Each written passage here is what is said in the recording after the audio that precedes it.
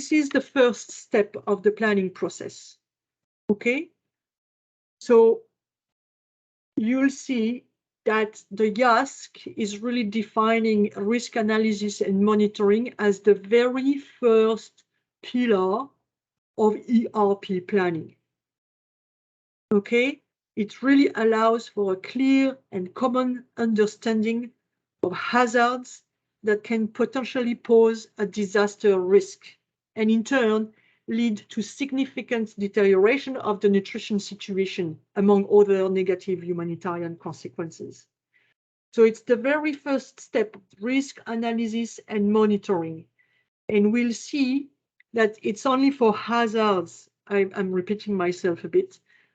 Only for, you do that no matter what, whether your country is emergency prone or not emergency prone, whether you have YASC and cluster approach ongoing or whether you don't have it. You need to do a risk analysis no matter what. And then and establish a minimum level of preparedness. Okay, that could be, deciding that with your nutrition sector, you're going to do risk analysis can be a preparedness action, a minimum preparedness action. This is how you start building minimum emergency level of preparedness. And then it's only for the hazards of expected high impact and high gravity likelihood to happen, relatively imminent, that we enter into a more advanced level of preparedness and do the contingency planning. Okay, so we're here in the planning process. That's the very first step. Okay, so that objective for that session, when you will do it with your partners at country level or at subnational level for a risk-prone province, is really to identify the main hazards we're going to plan for. Don't bother listing multiple hazards. Keep your nutrition lens. Okay, we'll need to focus on the main ones that are likely to have a consequence on the nutrition situation, directly or indirectly. Really those hazards that can pose a risk, again, on the nutritional status of the affected population. Those main hazards, you're going to rank them, give them a score based on their likelihood to happen and their potential impact. And this is how we end up continuing an advanced planning for high likelihood, high impact. But those risk of relatively small likelihood to happen or small impact, maybe just affecting one small district, a small population, we will not enter into a comprehensive ERP planning process for those. Also, most of the time, the hazards have been already identified in your countries and already ranked. Okay, so don't reinvent the wheel. Use what is already done by OCHA, UNICEF, I don't know who. And the most important for you as a nutrition sector or a nutrition cluster will be to brainstorm and predict on how this potential hazards is going to evolve into a disaster. And you need to predict the timing, the geographical location, and the plausible chain of events that's going to happen if this disaster unfolds. And define a method, the data you will use, the indicators you will use, and the threshold you will use to monitor how this disaster evolves.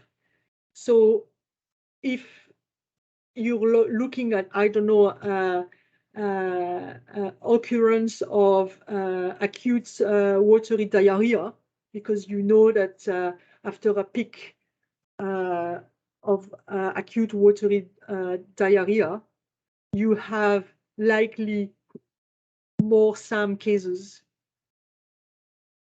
you may want to decide, okay, once the occurrence of this disease is exceeding a certain threshold, it means I need to plan for a peak of acute malnutrition. Therefore, I need to plan for my surge personnel, my more supplies and equipment, and things like that. Okay, so you need to have those things in place. For this week, for this session, we will focus on understanding the purpose of risk analysis, reflecting on when we do it, with whom, and appreciate the different tools available to support undertaking that step. So that's a very generic slide. Yes, sorry. We have a hand raised, Carol. Yes, please come in, Carol. It's good you interrupt me because I'm talking a lot today. So it's good we hear from colleagues. Carol, you want to come in?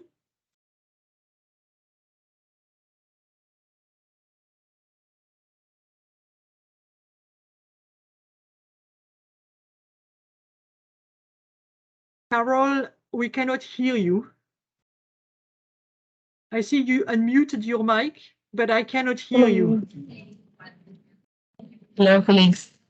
Yes, yes, hello. Okay, so sorry. Yes, just a quick questions. In terms of time, the time frame, when is a good time to develop an ERP?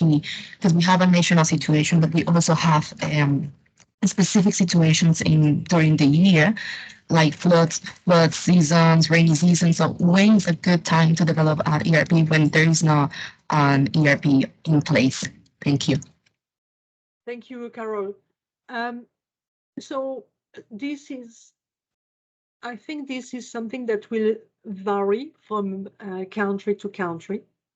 And this is something you can discuss with your partners, with your government counterpart, on when do you think is the best time for that.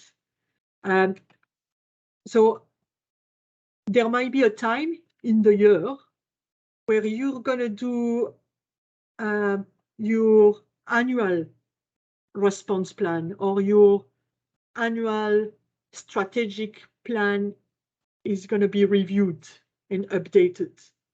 Before that, it's important to take a moment to start appreciating all those steps and do your risk analysis, your mapping of existing capacities, your scenario building, your response analysis.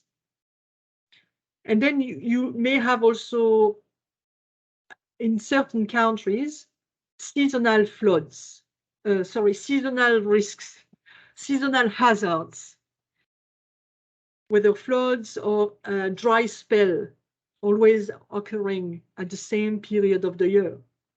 It means you need to have months in advance started to work on your ERP plan to be ready to cope when the risk is taking place at a given period of time. So it can be done on an annual basis, and it can be then reviewed twice a year. There are many options.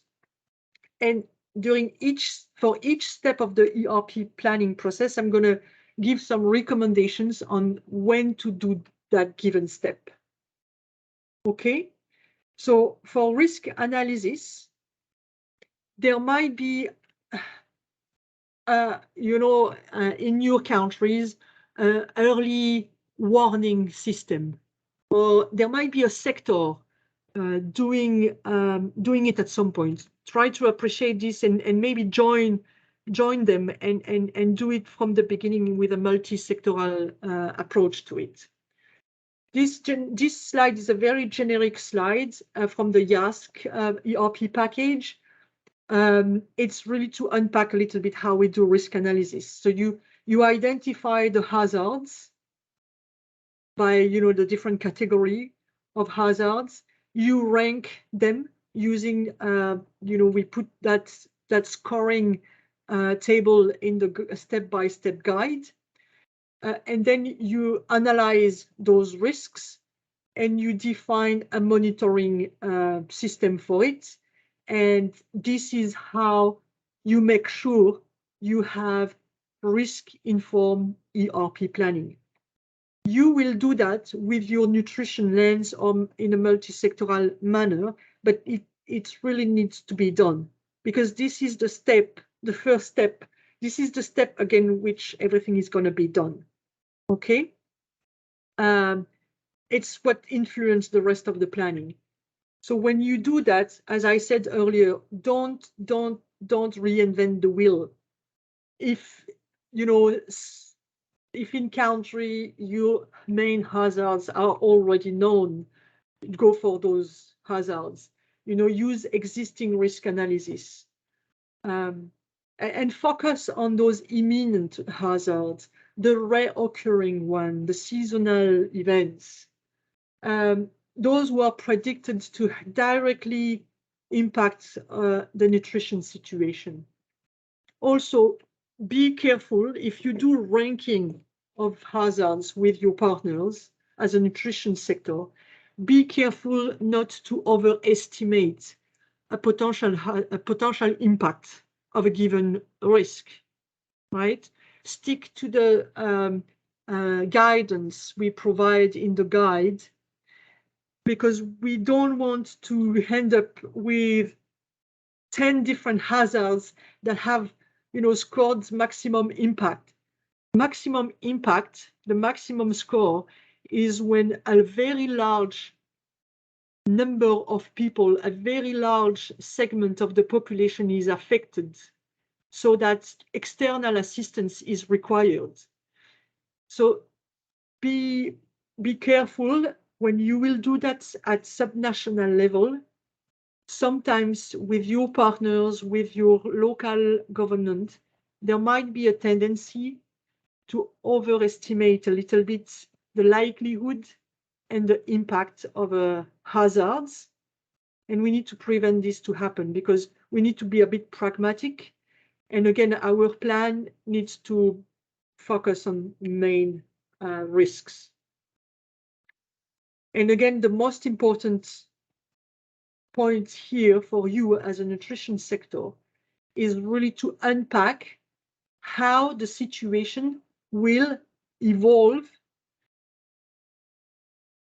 and affect the nutritional status of the population, with what timing, affecting what geographical location, and who will be the group of population affected first. Derive some assumptions right there and use lessons learned from previous crises.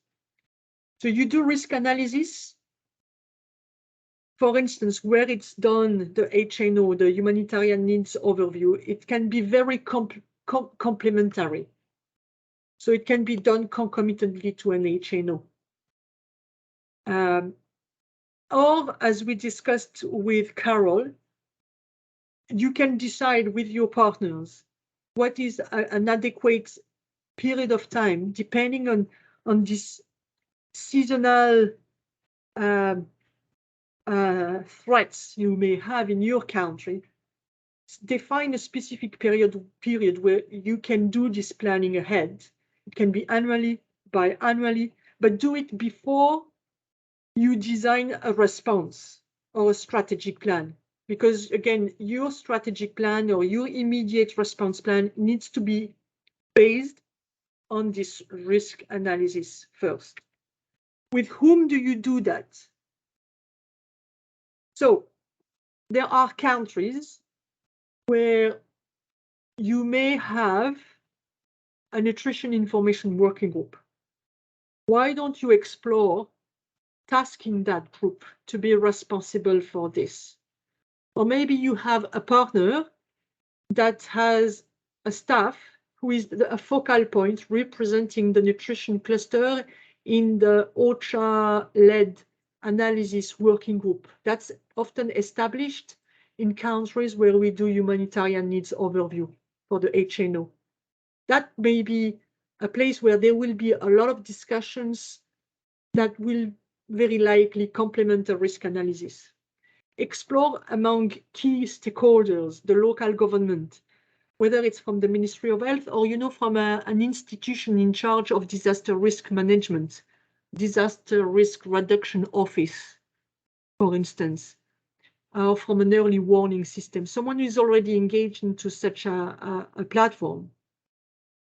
And keep in mind that it's really important to triangulate your nutrition-specific risk analysis with that of other clusters, so that we encourage having an intersectoral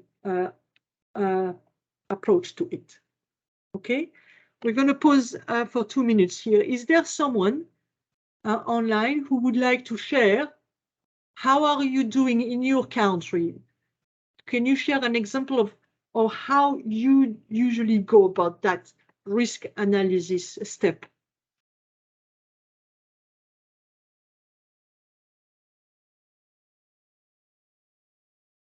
Everybody must be a bit tired. We are reaching the end of the session, of the workshop.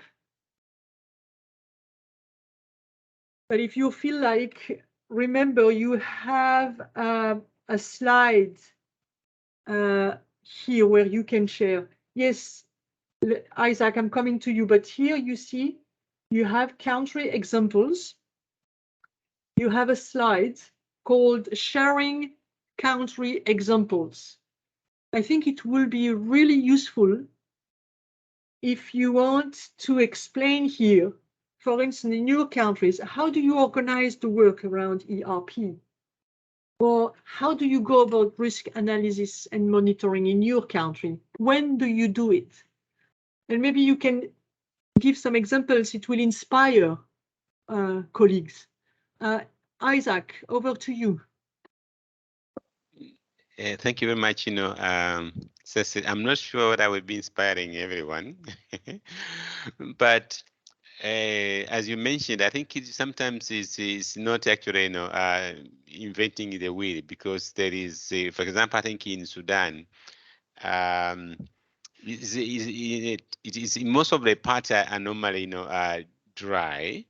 And I think you have many different types of weather. There's dry part of the country. There are areas where there's a lot of rain, and the flood happens. So there is already those, I think those kind of almost three kind of, risks have already been discussed and agreed in most cases. This year we had an additional risk, the dry, condition, which, was not there always, but at least it was one of the hazard which actually, whether it's a disaster or hazard, happened, and we had to reorganize ourselves in order to respond to the dry spell. But I think there is, a regular outbreak of diseases, including malaria, diarrhea. I think they are common. I think there is also, and these are, I think, some of the diseases which are very much, monitored. There is the issue of the flood, because of which affects a lot of wind. It's very much linked with the flood as well, and because it destroys, livelihood, food security and others, and there is people are displaced, the IDP, and of course the conflict. The conflict is very common here, and we are having conflicts with multiple, locations across the country. So these are the kind of in this Sudan kind of context at national level again. Those are the kind of three kind of hazards which have been agreed, and now they are the one which are actually in top in terms of the priority. But food security, sorry, the dry spell, drought was, I think, is not currently part of that. But yeah, so as you mentioned, sometimes you don't need to invent the wheel. Things are already discussed and agreed, and you plan and you see how they affect your sector. And I love some of the examples you explained about, diarrhea and cholera. Yeah, in different, they affect they are likely to be increasing the nutrition situation, malnutrition cases, and definitely we are also planning the same. So yeah, just to give a quick one, but I'm not sure it's exciting or. No, thank you. Thank you very much, Isaac, for sharing. And and you're right. In most of the countries, I expect that all this is very likely happening, and it's just making sure that as a nutrition sector, we are aware of this, we are part of it, we are contributing to it, and in countries where it's not done on a systematic basis, maybe you can influence, and you can start doing it at your level with your own sphere of influence, with your, maybe choose the key stakeholders you want to convince how it would be important to start building the ERP planning on that first step that is actually key. So going back to the presentation, I wanted to share with you that the step-by-step guide you will see for step 1 and every single step of the planning process will help you appreciating how to take that first step about risk analysis and monitoring. You have for each step of the planning process in the guide some guiding questions, some tips and recommendations, and examples of preparedness actions, generic preparedness actions for each step. And then you have the ERP workshop materials, where we don't have time today to do like group work exercises for us to collectively do risk analysis, but because we are from different countries, when you will have more meaningful time with your partners, you can go into this more in details.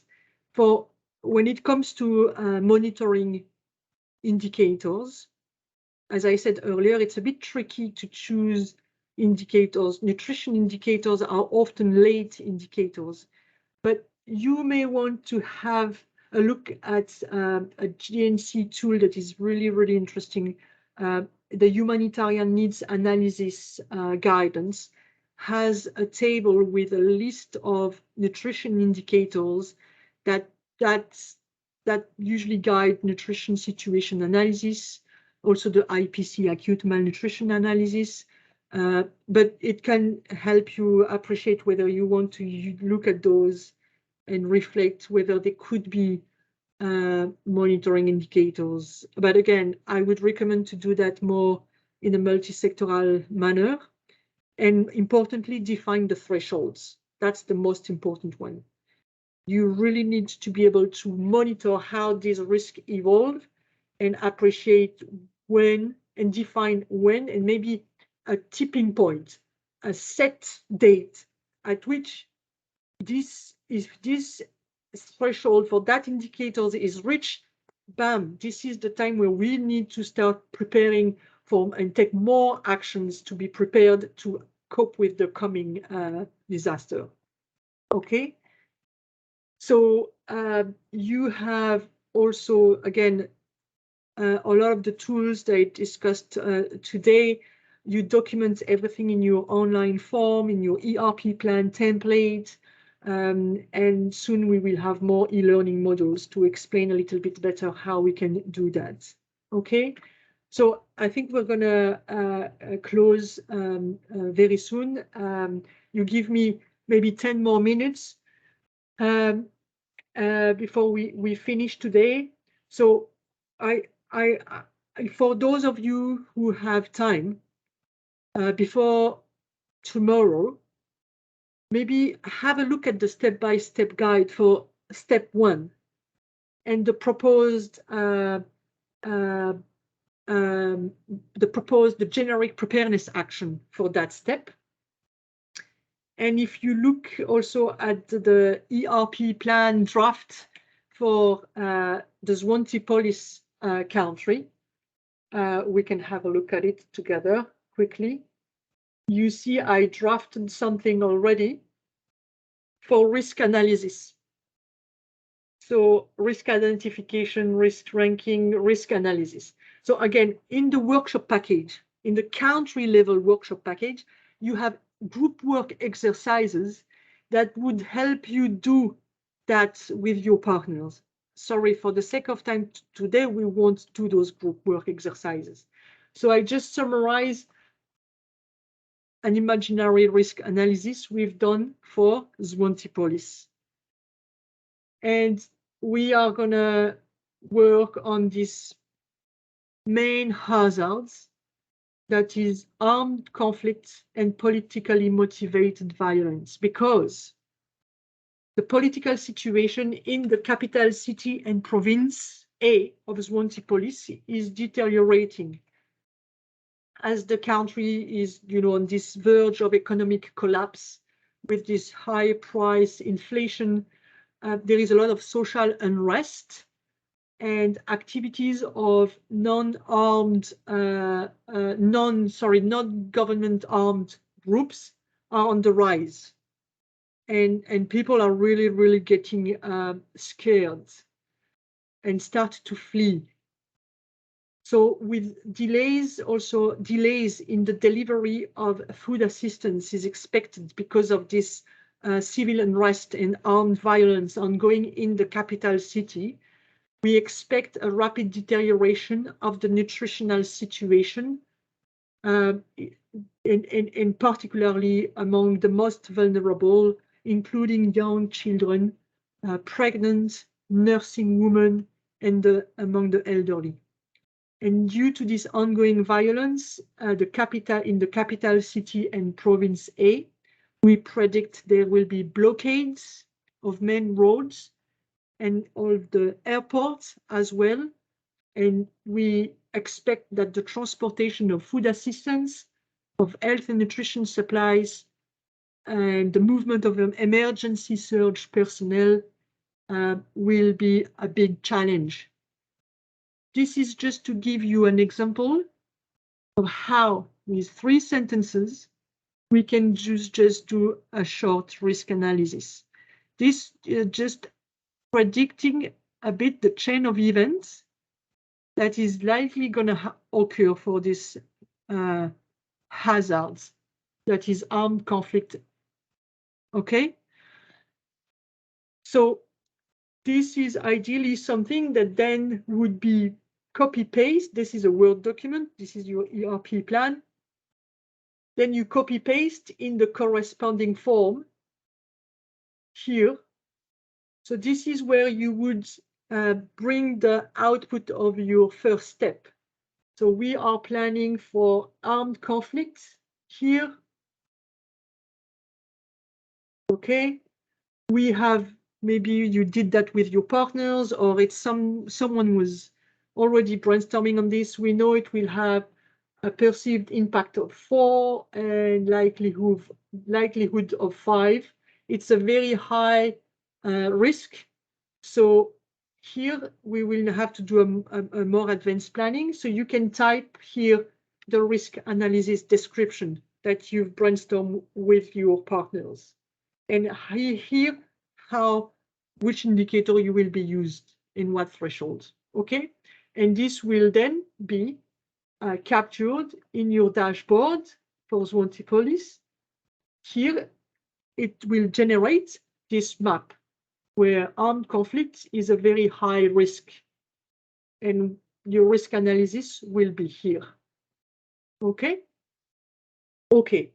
So now, colleagues, have a look at these before tomorrow if you can, and note down any questions, any reflections you may have.